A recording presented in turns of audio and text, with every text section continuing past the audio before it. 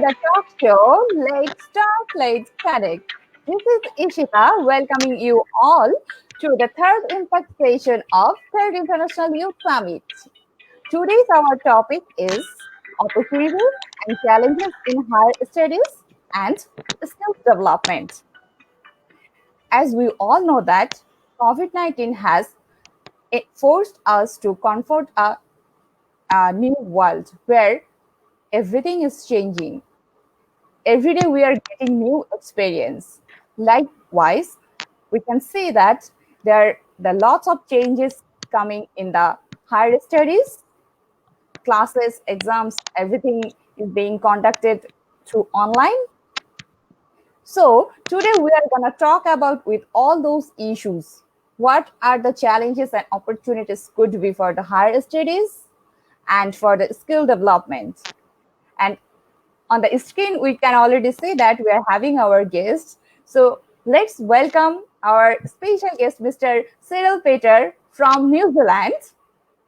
Thank you. We are welcome. And definitely, we can see on the screen Mr. Ahmed Bari, the Chief Advisor of International Youth Summit, co-founder and Zanathan was the New Zealand. Thank you, Zanathan, for having me. Thank you. You're most welcome.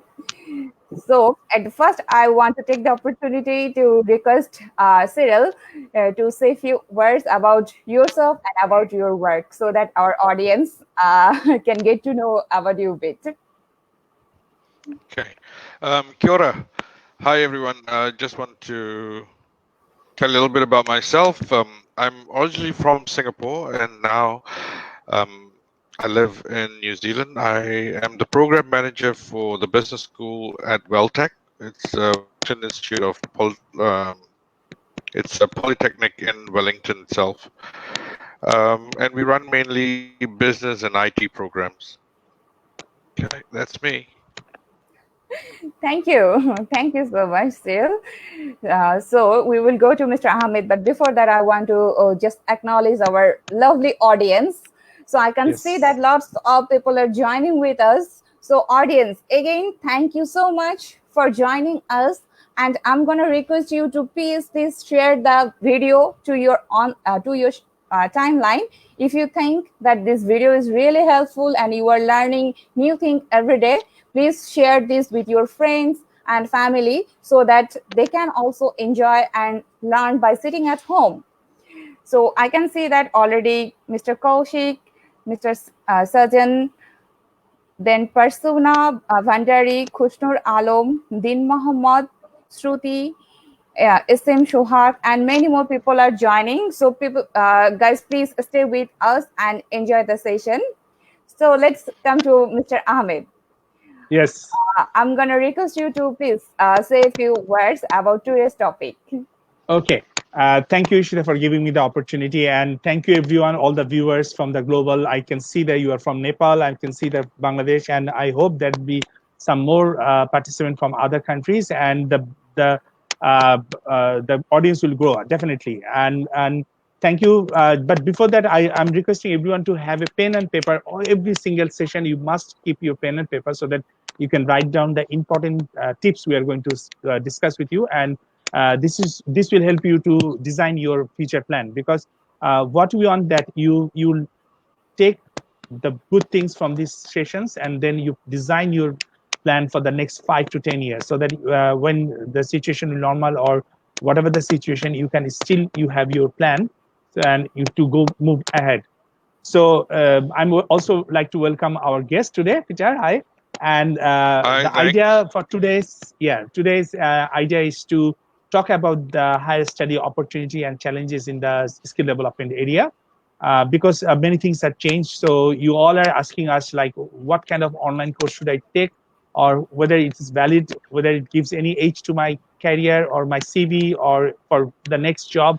So I think we'll discuss this. And if you have any question, do ask us the question, because we want to it's just, we don't want the one-way communication. And of course, every day you send a lot of questions, especially yesterday was booming. We could not answer all the questions, but we keep all the question in record. Every day we keep all the question, and maybe we'll run some other show to answer this question to you and answer your needs.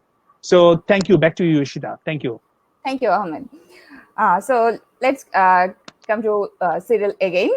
So Cyril, I just want to know, and also definitely our audience maybe want to know that what's the condition right now in New Zealand, as I know that many people are very excited to go New Zealand for higher studies.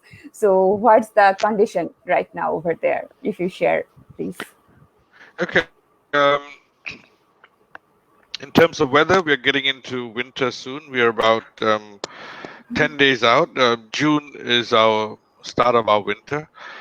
In terms of COVID, we are actually in lockdown at the moment. We coming out of it. We had we got alert level 1 to 4, and now we're down to level 2. So it's slowly coming back to normal. But in the meantime, many of us are still working from home wherever we can, just to try to keep less people outside, going about their business. Yeah. Okay. Thank you.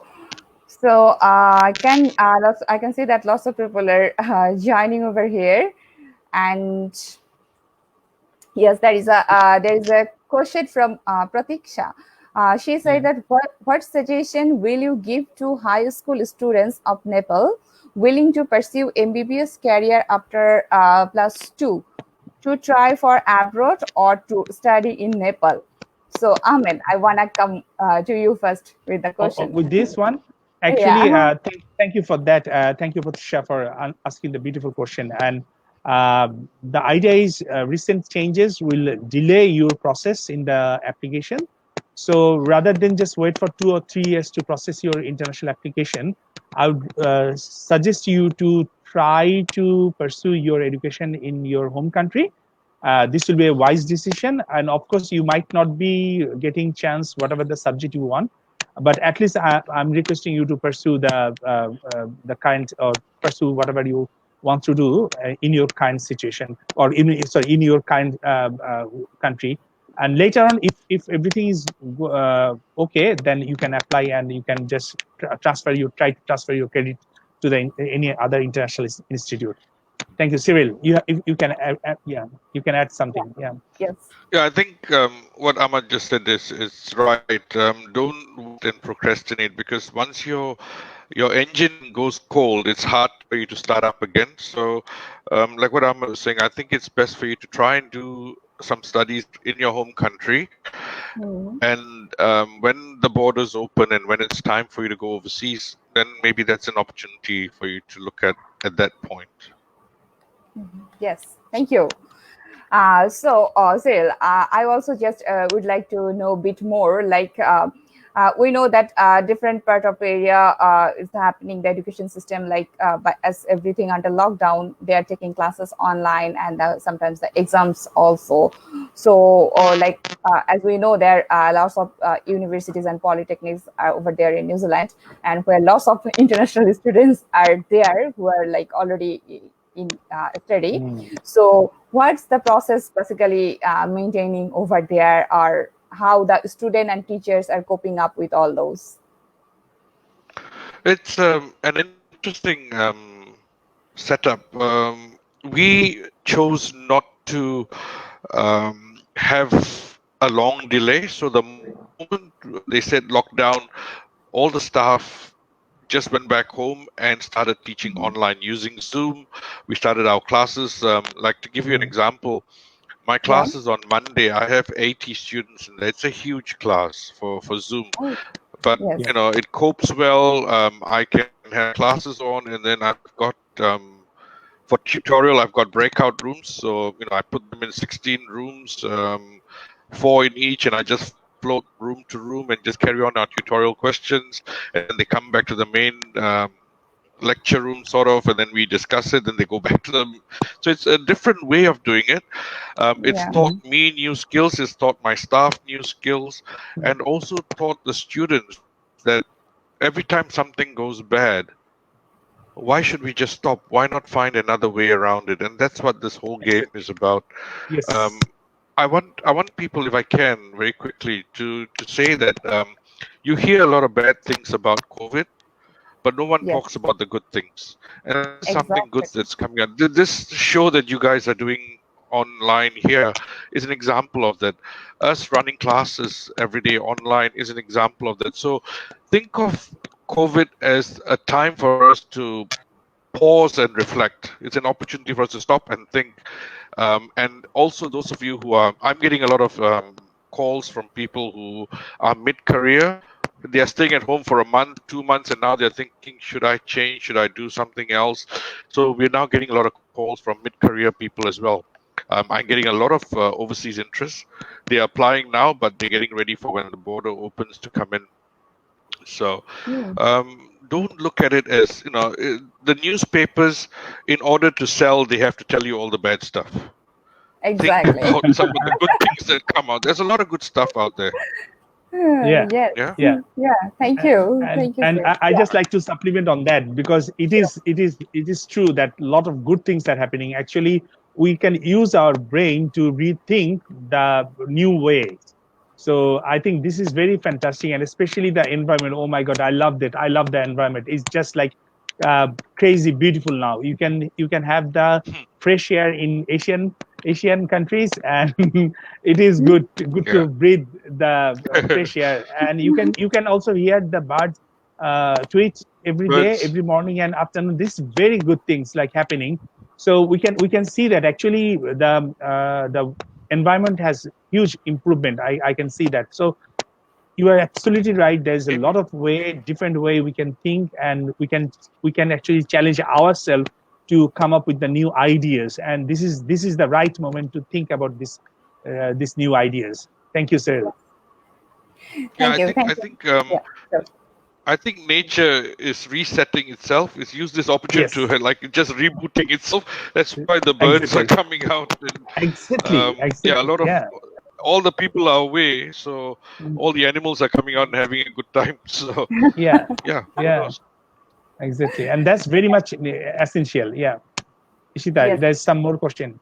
Yes. Many people There, would like to know about the New Zealand market, work permit, and education and yeah, I everything. can say that Yeah, most that's of very them good. like, is it Mm, possible to go there, and what about the things? And so I got the next question. I want to just jump on that. The mm, next question from Javindra Podal. He asks that nowadays more students are willing to come to New Zealand for further study. What is the methodology of teaching so that other countries can also learn from New Zealand? So, Cyril, if you think about the teaching method, because I know it's like much more different than the Asian countries, because I had the opportunity to have the higher studies in Baltic. So yes, I have that experience, like it's totally different. So if you it share, is. please. It is. Yeah. It is totally different. Yeah. Yeah, and I think that comes down. The culture here is different. The people are different, and that's reflected in the way we care and teach people. So your class sizes, for instance, if you come into Welltech, the class sizes are much smaller. Unlike if you go to some universities, they're big numbers. With the polytechnics, you have smaller numbers. So we have a lot of relationship with our students. We help them through. Not just the everyday schoolwork, but also the pastoral care. I'm actually Yeah. are concerned for our students in succeeding what they've come to New Zealand for. Hmm. Yeah, so it's a lot of there's a combination of face to face, there's a combination of online, and different methods. We if we find somebody that's not very confident in public speaking, then we start in working on those areas, getting them to do more presentations and standing up and talking in front of crowds, and little things like this. So it's not just about getting academic qualifications, also building their own skill sets and making them Mm, work ready. So by the time they leave Welltech, they should be able to go into employment, and you know um, it'll be much easier transition for them. Yes. exactly. Thank Exactly. you. I do appreciate that, because this is why I do request everyone to just focus on the like the like the polytechnics, because the polytechnics have more close connect with the students, and they try to give the industry knowledge rather than just only academic knowledge. So that actually help the student to get quicker job in the job market. Yes, thank Yes. you. All right. To add to that, Ahmed, Mm. the degrees and the graduate diplomas that I run, they're all applied learning. So at the end of the course, the students do quite a big project where they actually get involved with companies. We look for organizations for them to go in and try to find solutions for a real business problem. So the owners of the business or the managers in the business will tell us, look, we have issues here. Our growth is stagnant, or we're not using digital media properly. Our students go in, actually conduct research, study, put up a 10,000 word report for the company.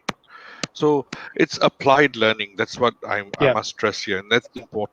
It's pointless just getting book knowledge when you go out into the real world. Nobody cares about your book. Can you do the work? Can you do the job? That's what they're going to be looking for. Yeah, exactly. Yes, And this is why I can also supplement. Sorry, Ishita, we are not giving you the chance to talk. The supplement because the supplement is because the WSDA also New Zealand company training and development industry. So in our training program, actually, we focus on this very much practical things rather than just academic things or the technical aspect of the training. We bring all the real spark, like what will be the real things in real scenario in the industry. So this actually help the people to get better skill, understanding of better what kind of skill or what are the things they should focus to learn and develop their skills, or which areas. So this is very important, and I'm sure I really appreciate, because I've been in many countries. I've been in Europe. I've been in North America, and now I'm settled down in New Zealand. So I can see the difference. I can see the global, and also I work in Asia.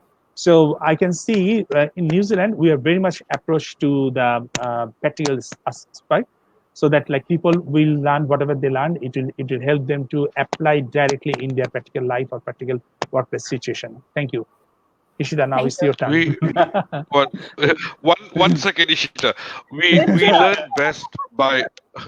learn best by doing.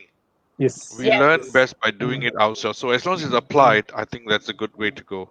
Exactly. All yours. I'll keep my mouth shut. No, so is yours today. Okay, so I can see lots of people are joining. But before acknowledging, I want to take another question. That is from Syed Noor Alam. He said that, is there any chance to go to New Zealand for work permit to hypermarket, hotel, or security job? Please let me know. Thank you. Okay, Cyril, I want to start with you. Okay. I can't tell you what to do in New Zealand, but as far as education is concerned, yes, you can come in here for studies, but Yes. I can't advise on the other work permits and stuff. No, as a student, yes, I can tell you that we are most welcoming of people wanting to come here to study. Yeah, Thank and you. for this question, my answer will be like go to the Immigration New Zealand website. There's a huge information is there, and you can contact with the licensed immigration consultant or the advisor to give you the right answer. I think this is the best way. The immigration, you just write down New Zealand immigration, so you can go direct to the New Zealand immigration website, and very much information is you get a lot of information, and also you get the contact details of the licensed immigration advisor or the immigration lawyers, so they can help you out. What you need. Thank you. With the higher level programs like the level 7 graduate diplomas, once they've completed that, they get 2 years work permit. Yes. So students who complete that will get a 2-year permit. That's what we do. And then they can search the job, and then we can gradually go for the permanent residency or whatever. That's good. Yes, that's great. I want to take another question. It's from Mamun Hassan. He said that we see lots of engineering students passed university with high CGPA, but they didn't learn the practical knowledge which affect afterwards in getting jobs in real life. Do you think the problem lies within the education system, or it's the self-interest to learn by the students themselves? We can also see the opposite scenario where lowest CGPA holder are doing great in their job life. Okay, I want Cyril, please. What could be your suggestion in this point? Yeah. How you end up getting jobs and doing well at work is a combination of the both. You need a good product, a good course of study for you to enroll it in the first place, teach you all the basic things. And if you can get into a place where they do applied learning, like our engineering courses, all applied. In fact, now we are starting a new engineering degree, which is totally in industry. So when you turn up, you are put in industry, and then you come back to us for your block courses. So these are more applied than just going and learning the book knowledge and then hoping that you can go out and find work, which is a lot harder. So for me, I'm a huge proponent of polytechnics. I myself graduated from a polytechnic, so it's important that we acknowledge there's a different style of teaching. Yeah. Exactly. So Yeah. may I supplement? May I supplement? Yes, yes, So please. for anyone, this is really my practical experience that there's good student and they are actually focusing on CGPA, because I also in the university faculty as a faculty member. So the idea I always push in the classroom that I push them to go and get a volunteer job.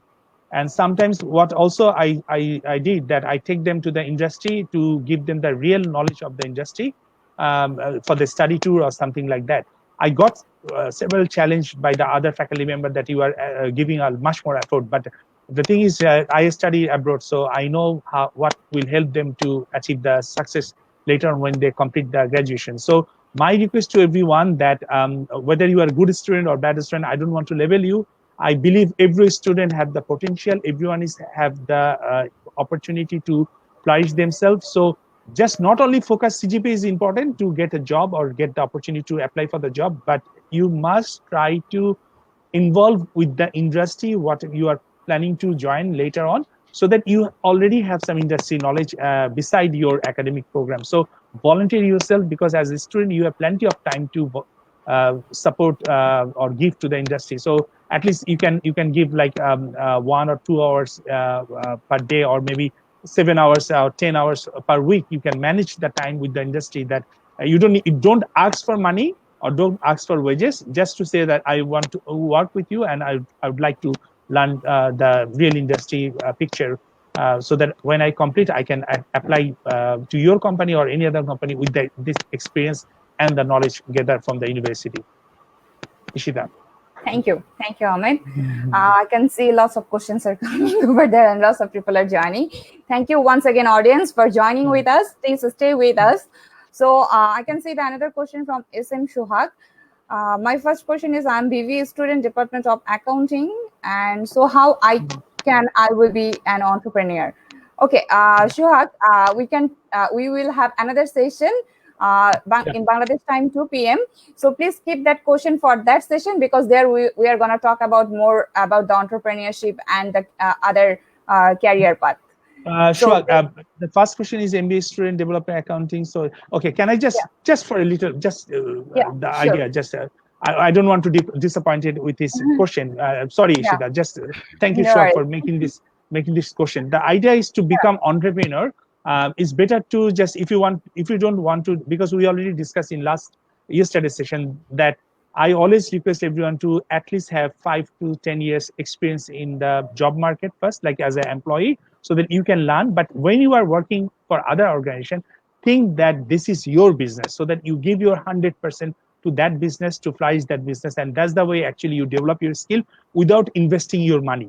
So everyone is talking about the money is important or the idea. I always say that the experience and the idea is much more important than starting a business with your money. So that's the way you can actually learn the new things, and then when you start the business, you know how to go with the corporate communication and other stuff, culture and other stuff. So Shuhak, whether you are a student of accounting or medical doesn't matter. The matter is what's your passion, and with your passion, you try to volunteer yourself, because as a student, you have plenty of time to volunteer yourself to learn the real scenario in the business world, and that actually help you to develop your business when you are matured enough with the ideas and experience to start your own business. Peter, if you want to add anything, otherwise we can. Yeah. Can I just add to what Amit has just said, which is correct. If you can get a lot of work experience before you go and strike out on your own. So while you're working for someone, before you become an entrepreneur, try to become an intrapreneur. Intrapreneur is somebody who works in organizations and take up projects within companies, run projects for the company and make money for the company. All this is your time to get practice. You are playing with someone else's money and making money for them, hopefully, and getting the experience. When it's time for you to go out on your own, that's what you do. I mean, the classic example is the guy who today owns Zoom. He started off by working for someone else, and he was doing their product until it was time for him to strike out, and he went out and did it himself. So, don't waste time when you're working with someone else. Thank you. Exactly. Thank you. And that's kind of attitude you have to shift. And I'm telling to everyone, I think this is the impact lesson for today. That when you do job or work for someone else, don't think it's just a job, and don't give your 100%. Like, always think that this is your business, your job to make it successful, and face all the challenge. Try to find out all the solution, and that the experience will be $1 million experience that you can implement in your own business. So I think this is the impact lesson for today at this moment. Maybe there will be more. Thank you. Thank you. Thank you, Hamid. So the audience, there is a good tips for today. This is the first tip. That is, whatever, if you start your career by doing job, don't think that I'm just an employee. Just rather think yourself, it's your own organization, and give your 100% to make that organization successful, and as well as there is the much more opportunity to develop your skills as well. So we are going to the next question from Din Mohammed. He asks that, is there any opportunity in New Zealand for masters without IELTS with a scholarship? So Cyril, I wanna start with you with this question.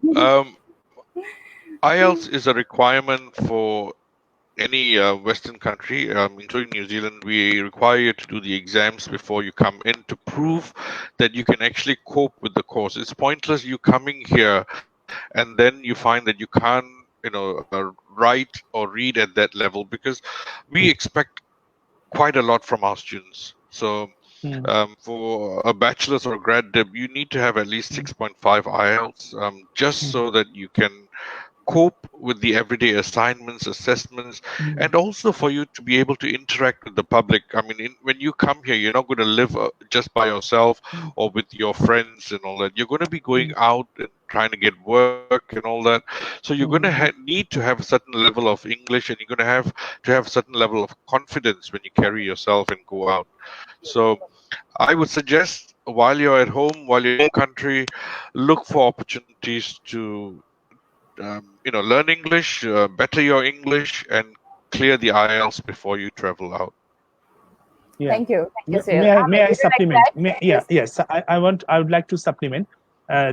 You're absolutely right, Peter. The thing is, like, obviously many universities are looking for IELTS, but I think there's some variation of condition. Like, if you study in English mediums for a long time, and you have proven that you are given the exam in the English medium, and you are very much capable with handling the English, then that will be changed. And also, if you don't, doesn't matter. But if you are confident that your English is much more enough, and you can send a like the project or something proposal to the university for interview or something, that can, but if it is the condition with the immigration conflict, then you will not be able, whatever you say, it will not be able to get. But the scholarship, I think in New Zealand, the PhD level, they have the scholarship. Master's level, I'm not sure. But if you can come up with the very good ideas, I think the university will love to invest on you. It's not just you go there and to just for study. I think, and coming days, it will be much challenge for everyone because we might face the global recession. So scholarship opportunity will become very challenging.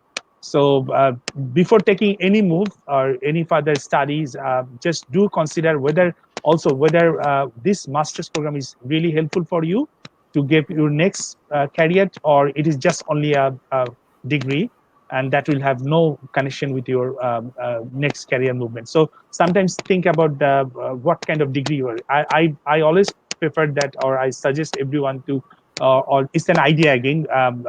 You could go for practical knowledge, practical thinking from the polytechnics and other. That actually help you to learn the real aspect of the business, and you can solve a lot of things rather than just an purely academic university PhD program. Yeah. Maybe I'm not, Thank you. but that is an idea. That's an idea. Yeah. Thanks that you guys are sharing really important points with our audience. Hopefully those gonna help to our lovely audience. So the next question, it's a good question from Shakhar Ghosh. I have a question now to nowadays many giant universities are offering online free courses. Their certificate is effective in CV. So his question is about the online courses. We can see that like lots of universities are offering nowadays. So he is asking that those certificate is effective in CV. So Cyril. Be very careful. I mean, anybody can give you an online certificate, so make sure you do due diligence. Make sure you check carefully who the issuing authority is. So don't just jump up and say, "Oh, this is a good piece of work." You can find a lot of short courses like things like Coursera. You can find a lot of short courses that are being offered, which come from prestigious universities, and they are just meant to be like a taster for you to just do one course, so that you get to know whether this is a good school, whether you like you're studying, and then hopefully enroll something even longer. But where you find good things on the internet, there's also bad things. So you might find some who are just scared. So please be very careful. Talk to people that you trust and who can actually guide you. Yeah, that's my take on online learning. Yeah, and So from my Ahmed, side, I would like to add that whatever knowledge we all say, like these are the information transferred to your knowledge, and then you need to transfer to the skill. If you learn something from the online and just you think, okay, I have learned and I have the knowledge. This is they are providing the information, and to you is improve your knowledge, and then you need to work on that to produce as a skill. So that and don't bother about the certificate. You get certificate, that's good, but real thing in your life to whether you can apply the knowledge into the skills. Otherwise, like this kind of like whatever, how many certificates you are having, it will not help. And the second thing is like most of the online courses, because I have done some online courses also, not recently, but previously, that you have to submit a term paper or you have to submit some assignments. So and many I found that including myself also, like started those programs, and then when it was like too much assignments and other, we just leave. So unless you have passion, just don't invest on it. You can try and to see that whether it's working for you or not, because the time management and though it's online home based, but still you need to focus on your time. And at the same time, I would like to just try, but whatever knowledge you get, think how you can apply that knowledge as a skill to your industry or to your career. Thank you. Thank you. So I would like to come with another question, like what is the scope of structural engineering in New Zealand? So this question came from one of our audience. So Cyril, if you will start again, please.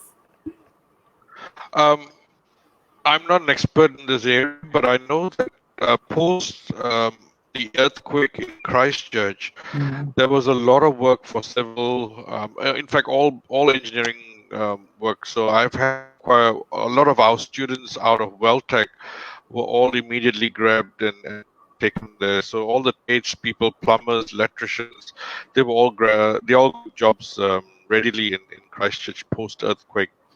So every time there's a housing boom, or right now they're all busy building houses. So there's a big push now to build thousands of houses in New Zealand. So that's also a place, but for if engineering, that'll be a place that you can look at.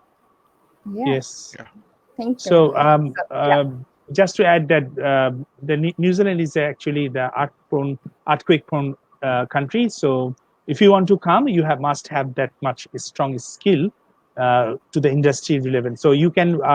My suggestion is that a very famous website for New Zealand is trademe.com. Trademe.co.nz. Trademe.co.nz. You can go there. They have the job circulation, so you can find out whether the job are available or not within match with your skills and expertise. And otherwise, you can also write to the go to the internet and find some organization, write to them that this is the qualification or you have. Then they can match and they can try to if your skills are needed by them, they will send you some offers. So this is the best way to actually look for job or look for opportunity in New Zealand. Okay, thank you. Thank you, Ahmed.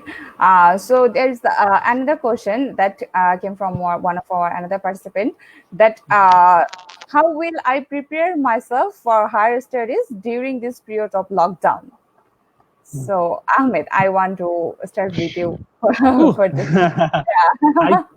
I think for higher study, I think this is one compulsory thing. Just improve your English communication and prepare yourself for the IELTS if you don't have the IELTS, and also improve your computing skill, because this is very much important. And computing skill doesn't never think that, oh, I can type and I can do. No, you have to know typing very properly, because there's a lot of work will come. There's a lot of submission. You must increase your typing speed. You must know how to format the projects and others. And if you all have the IELTS good score, or you have the IT skill, then focus on just go and Google what kind of reports they are producing by the students. There's sometimes you will find some reports. So study those reports, because the report presentation is also different. So, and if you are also good in report, then focus on your presentation skill. That because you have to do a lot of presentations. So these all have to you in this lockdown situation, you can improve each and every sector so that you can present. And of course, many students are looking for part-time job to support their pocket money. So for that also you need some other skill. And again, it's not only the certificate, it must have the valid skills, that skill set that you can present to your employer so that they can recruit you. This is from my side. Cyril. Thank you. Say this. Okay. Yeah, I get a lot of students coming in from SAARC countries, India, Bangladesh, Pakistan, Nepal, Bhutan, the whole area. And my advice to them is, while you are waiting to get processed, which sometimes can take some months depending on immigration, go online and you can do some free academic writing courses. So I try and get them to do that.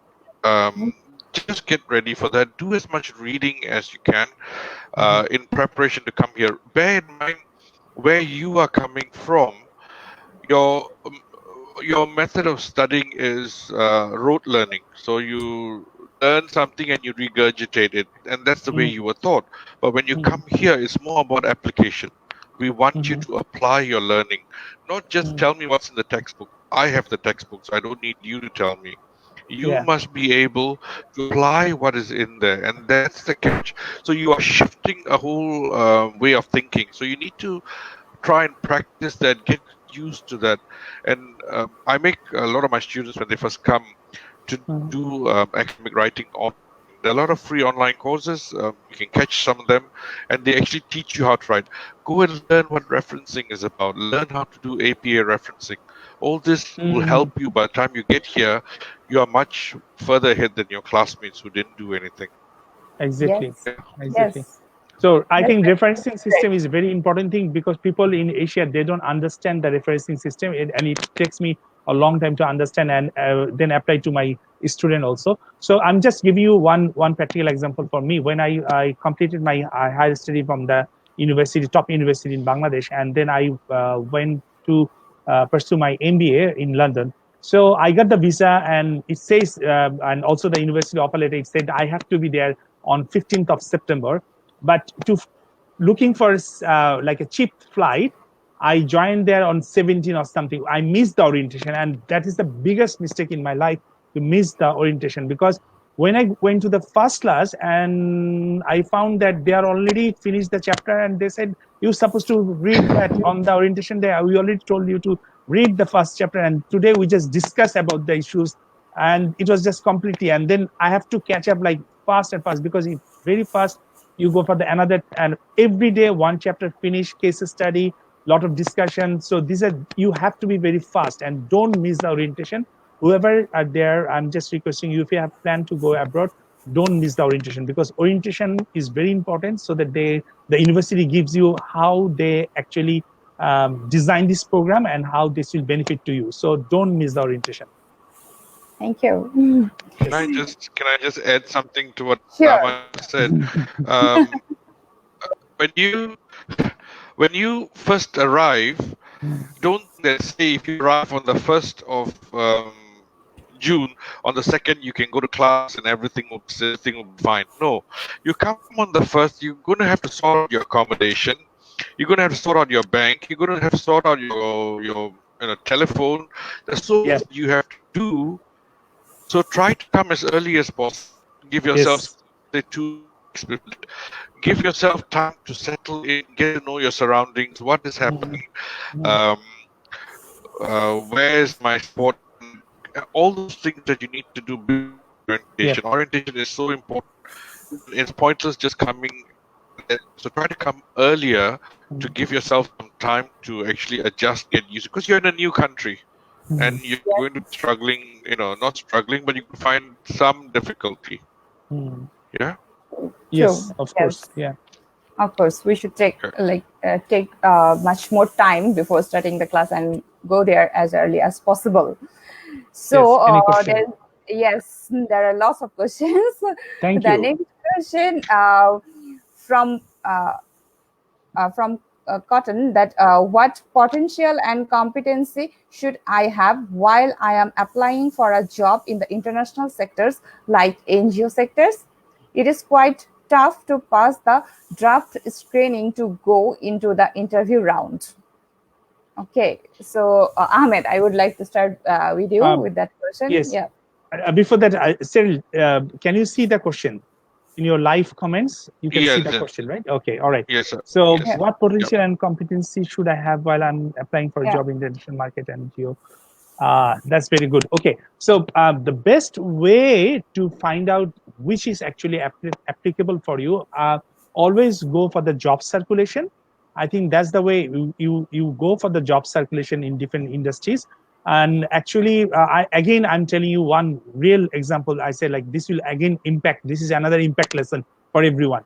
So when I was in the final year student, I actually start looking in the newspaper as well as because our time is not much popular in the online. So newspaper that which industry, actually not even the third year, I think, or the final year, it's just like a second year. From second year, I start looking on the newspaper what kind of job requirements or the skill requirements they are looking for in a candidate. So from that, I develop my skills for those in those area.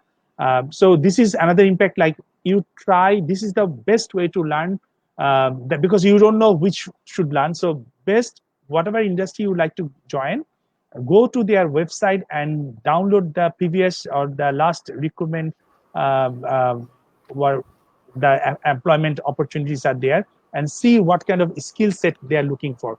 And that will help you to work on you for 6 months or 1 year. And when you finish, and then you can go there. But by this time, do remember then the skill sets are always changing, because now I think currently everyone will ask whether you can run the Zoom training meetings or not. This is very critical for everyone, to run the Zoom meetings or not. So these are the skill set you can have. So, and the potential competency should I have, because we don't know how much you already have. So it's better to research on yourself. And the third impact lesson for everyone, know yourself. And by knowing yourself means you ask yourself, what I know, and I know what I know what I don't know, I don't know what I know, I don't know what I don't know. This is the 4 question. Ask yourself and write down that what are your skill set, what are the potentials you have to Yes. work in any industry, international organization.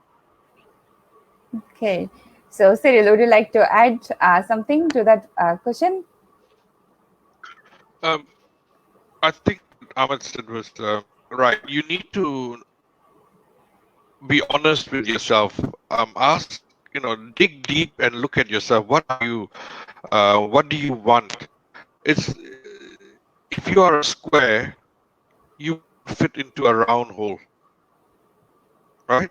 So try to match what you have. Your not just your skills, but your passion. And if you are someone that is in line with this particular competency, then you can try for that and have good success.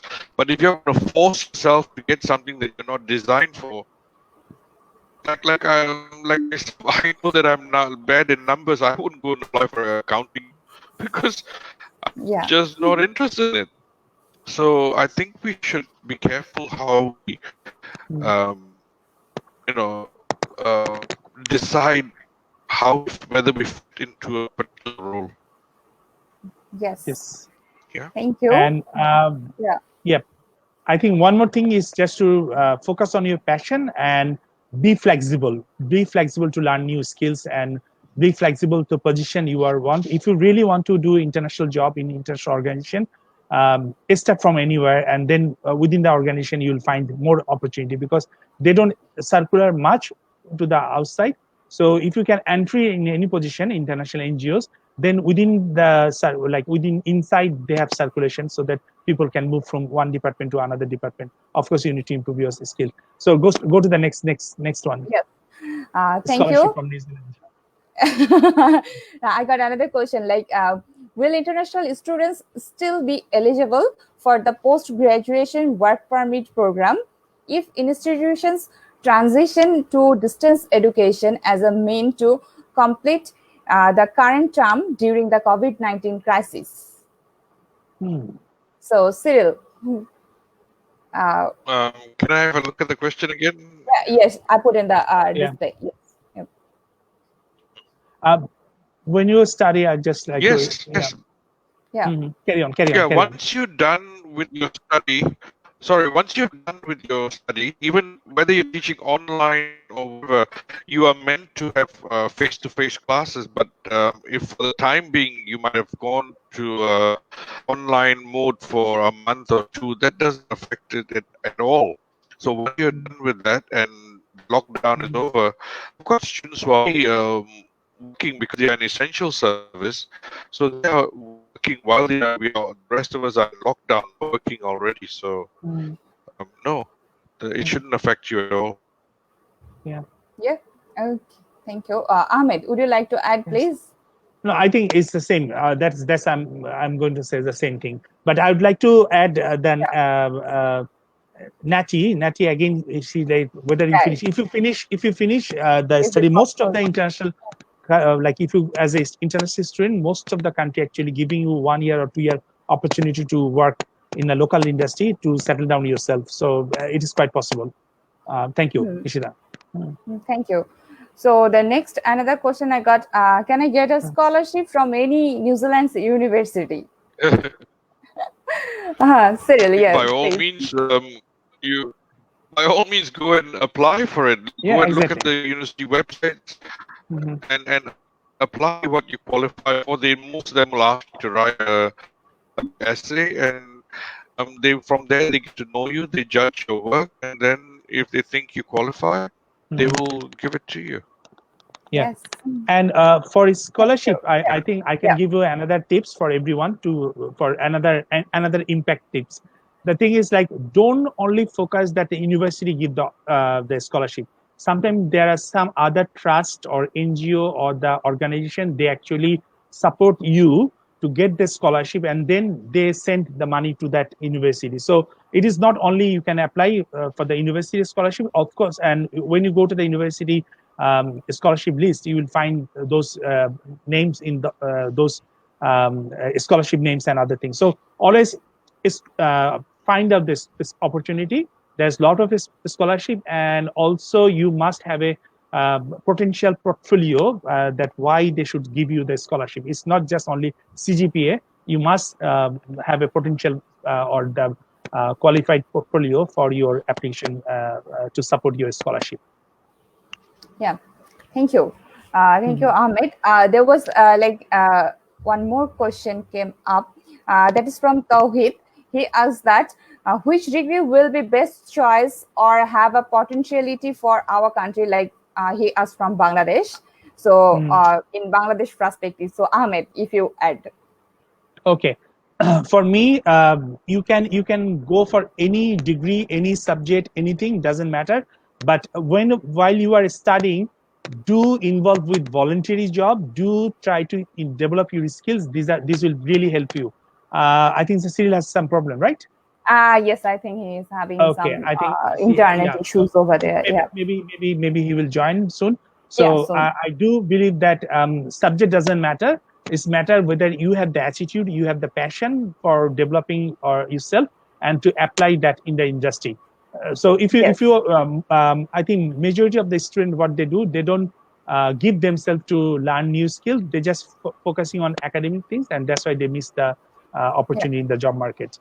Yes, Cyril, come back. Okay. Yeah. So I already answered for you, but if you want to supplement, you can supplement. I missed that whole section. Oh yeah. So is there any particular subject you want to recommend to the audience that they study and then get the job? Of course, I know the IT Carry on. Sorry, I don't know what the requirements are in Bangladesh. I mean, standard stuff is IT. There are a lot of jobs around the world. My suggestion is to try for qualifications that are portable. So even if you decide to become a chef, you're doing hotel management, that is something that you can carry with you and travel around the world and get work quite easily. Tourism, chefing, hospitality, and of course IT. These are all portable quals, which you can take with you. But I don't know what the specific requirements are of Bangladesh. Yes. Yeah, it's I think it's for everywhere, because as I see, like I've been in around the world, like Europe, then North America, then Asia Pacific, and Asia, and then Asia Pacific, or the Australian zone. So I see that the thing is, like, whatever subject you study, you have to be good at that. But that doesn't mean that only CGPA. That means that you have to have the skills set with the experience. You must apply or develop some projects if you're not suitable for any volunteer job. So that should be something really tangible you have beside your academic degree or certificate. Then in the job market, you are easily been appreciated by the employers. Can I just add something? When I first came here, one of the first things I did was to go and volunteer. Oh, wow. That was the first thing I did, because and through my volunteer work, somebody said to me, "You are really good. You're working for free and you're working so hard and you're coming every day. If we pay you, you must be a lot better." And that was how that led me to my first job at the university at Massey. Exactly. So people pay a lot of value to volunteer work over here, because for free you're doing so much. Imagine if I pay you, you must be 100 times better than that. So, Exactly. So don't discount volunteer work. It's a really good option. Yes, and Cyril, I would like to add again the Palmerston North. I was there also, the Massey University Palmerston North, and same thing. The Auckland one, or the Wellington one, Wellington campus. Yeah, okay. So same thing for me. I went there and I start sending my CV to everywhere that I would like to do this and this, and I have the MBA from UK and everything, but no recruitment. So then for 1 or 2 months, I was just struggling, but I know the process. Then I say, okay, I joined to the one of the Chamber of Commerce, and I started volunteering myself with the one trainer. And I do a lot of training program in other countries, but or I conducted the training, but I don't have much confidence that I can do same. So I started working with a trainer, and then gradually I see that, oh, this area I'm doing very good. So that's the way I actually start my own business, and now it's very much successful in training business. So I shift as a employer to or employee to start my own business. Yeah, so the training business. Yeah, so volunteering is the best to judge yourself or to explore your potential, and then you can show your credibility to other or especially your employer. Yes, Ishita. Thank you. So audience, it's another good tips. Definitely, if you think that you have enough time, and how can you like gather some experience while you are a student, so please just look for a voluntary job and start from that. You can learn new thing as well as you can get the experience from there. So another question, the question came from Mahmoud Al Hassan. He asked that what kinds of soft skill we can develop in this situation which are helpful for our future career. What So, situation? like current situation as under lockdown. Patience. You learn patience. Yes, exactly. Yes. True. Yeah. So yeah, Ahmed, would you like to add something? Okay, so just let me dig, because this is my area. So my area, and I will tell you to go for first of all, go for like a problem solving, critical thinking. Of course, the emotional. I think I will give much of a higher rank in the emotional intelligence. And we are actually running this show today. After this session, we have one of the leading trainer from New Zealand, John Tyson here. He will conduct a session on emotional intelligence, how that help you in the career development. So emotional intelligence is very important. Problem solving, decision making, these are the lot of skill set. I actually have a time management. So I will going to give you, like those who are here, I give you a free book today. I'm just thinking, because I want to see that if you share this video in your timeline, I'll give you 10 essential soft skill ebooks to you all. You want to grab it? Grab the opportunity. It's a training manual. You can learn everything. So this is my gift to you all.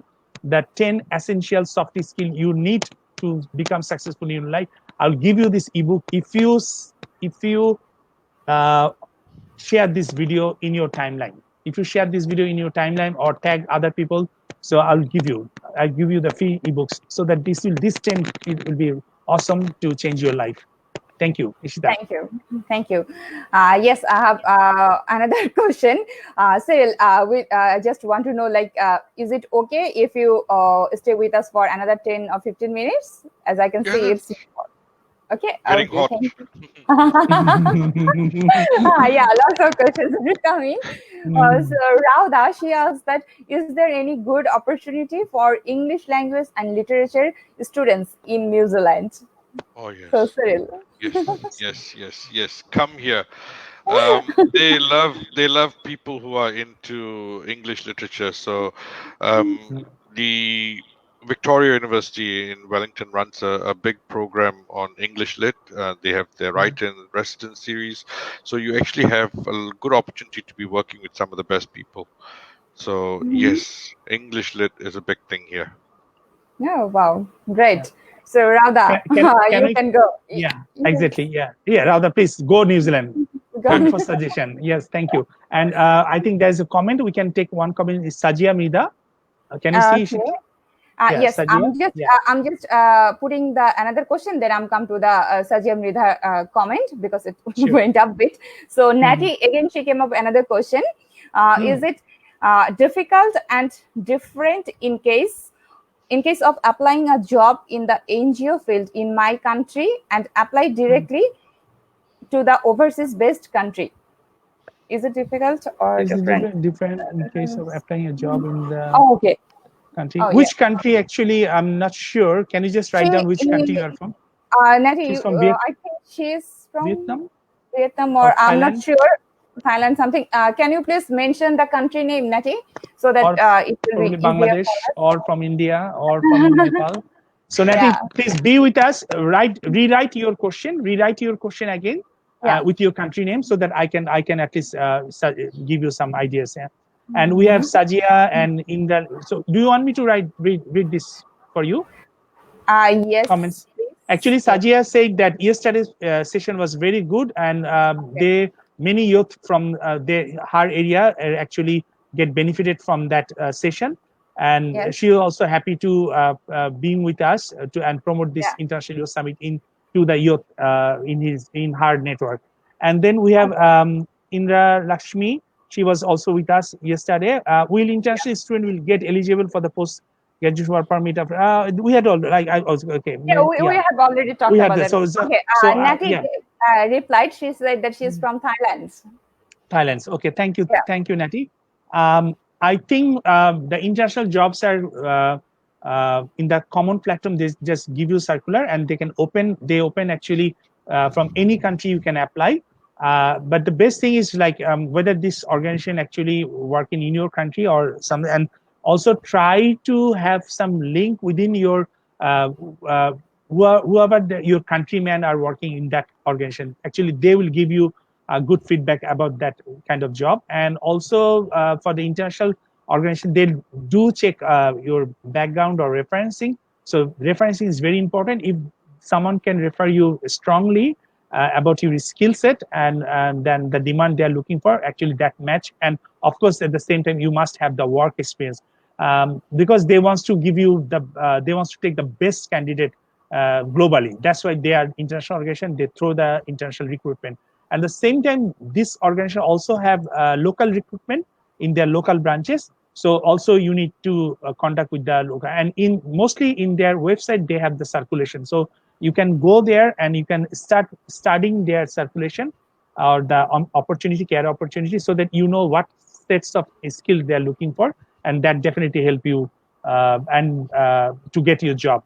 And thank you for joining us from Thailand. Please uh, I'm just requesting you, do ask your other friend to join in this international platform, because we had the global youth summit in or global is it the global we went to an international summit in Thailand. I was really pleased to see a lot of Yeah. Thai young guys are involving in that summit. So I'm requesting on the conference. I do request. I love Thailand. I've been there for many times. So I do ask you to just connect with other, at least 100 of your friends, and ask them to join. You just need to 10 people, and then ask the 10 people to invite another 10 people. Yeah. Thank you so much. Yeah. See, Thank I'm you. a problem solver. Yeah, we can see that. I'm a problem creator. No, you are Is doing it? very good. Cyril, you're doing very good. Yeah. So, okay, We Sajia, have to give them the dinner time. I know it's dinner time in New Zealand. Yeah. yes, we're shortly we're gonna finish. So thank you, Mr. Sajia Ridha, for being with us. She said thanks, bhai. So please stay with us and enjoy our rest of the session. And just before finishing, just I will take one more question. That question was from Shruti. She said she's from basically Nepal, and she said that as we see that because of lockdown we have to doing the classes from online. But when the lockdown just started, most of the students or few of the students from different part they went to their villages. Yes. So from there they are really having the internet problem and all. So in this situation, it is how much effective to conduct the classes through online, or is it like how much justifiable for them, the students who are in the remote area? So Cyril. Cyril. Okay. What my practice for my team is for our school, for our institute, is while we have these online lectures, we are also recording it and we upload it on a particular platform called Moodle, where students at their own time, when they have good internet or whatever, they are able to download that and watch the lectures and get whatever they want from there. So that's what we are doing to counter it. There are some courses where they are very sure that there's no internet connection. They are sending out paper-based courses. So they're sending out material out to students who are really out in the rural. But most people, for us, and for the business school, even though they've gone back home, they still have internet connection. So we just drop the recording in Moodle, and they can pick it up whenever they want if they can't make it to the actual online class itself. Okay. So there are different ways of doing it. Yes. Okay, that's great. Ahmed, Just please. supplement that it is really frustrating that you are not getting the good internet service, or maybe your friends are not getting the good internet service, and of course it is frustrating. But the thing is, like, the semester the university wants to finish their semester and need to carry on the next semester, because otherwise that everyone will have the gap in the job market, or they will graduate late for the job market. So my suggestion is to just think what are the ways you can solve your internet problem, not just only data. So again, come up with the ideas. You come up with the ideas. If as you are in the situation, I think you can come up with the best idea to solve your problem. So challenge yourself, and then what to do. I can give you one funny. It's just a funny idea. It's not just for fun. Go to like climb up a tree for internet. So just fun, just nothing serious. So just think which way, because I can remember, like in 70s, or not 70s, in 80s, when just we have the TV in Bangladesh, or 70s 78. So we don't have the good reception when we are place, like my father went to the remote place for his job. So we have like the bamboo, and with the bamboo we actually put the that the cooking aluminum things, like the different things, Pan. so that pan exactly, pan, so that it brings the reception waves. better, and actually that help us to see the clear view of the TV. So you have to think which way you can solve your problem. So this is actually a challenge for you to solve the problem, because life is like that, and I'm sure that this situation will be last for next 2 years. Everyone's saying that it will last for long year. So try to cope. This is called resiliency skill. So try to cope with the skill that actually help you to resilience in the difficult situation. Thank you so much, Ahmed. So we are almost end of this session today. Before that, I'm getting some queries regarding the certificate, and yesterday session also, like Palace session, we showed one of our book, that the PDF form we are supposed to send. So lots of questions are coming. So audience, for you, I just want to mention again, definitely your certificate for summit certificate will be issued by email. But before that, we are going to send another feedback form to you. Just you need to fill it out and then send to us. And our session summit didn't finish yet. Our sessions are going on. So after finishing all the sessions, we are going to send you the feedback form, which you need to fill in out. Then you need to again send us back to claim your certificate. And regarding the PDF book copy, definitely that will also go from our secretariat office to email to those persons who are sharing the videos in your timeline. We'll check. So definitely, if you give me just 1 minute, if you just give me 1 minute, less than 1 minute, sure. I want to finish, because the idea was initially that we'd run the 2-day show. That is the initially we planned the summit will be only 2 day, but then it's changed, because we have now 39 speakers from the world from 13 countries, 39. So we cannot just finish everyone, and the time, due to the time difference, now some are having the, like Cyril is now dinner time. Someone in the Europe and Canada and USA, they are actually sleeping. In Europe, they just wake up, and we are just in the middle of the day. So it is, for us, it's difficult to connect with the speakers at the same time. So we thought, like, we'll extend that summit up to 30th of December, so that many people can join, and they can just go back to the old videos, old posts, and they can learn something new. So this is not just a finish that you done some session, and we are not giving you the certificate so easily.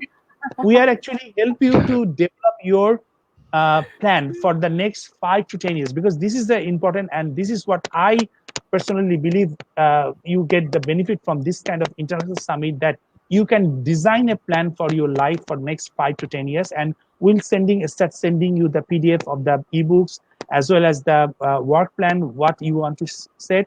There'll be some more important sessions are coming. Every week we release 4 videos or 4, like we have the 4 talk with our guest speaker, so that you can learn, understand why it is important for you, and you need to write down your plan. And then you send that plan to us. It's very simple. It's not complicated. And from that, by sending us that, it is a commitment from for us and you to complete that plan.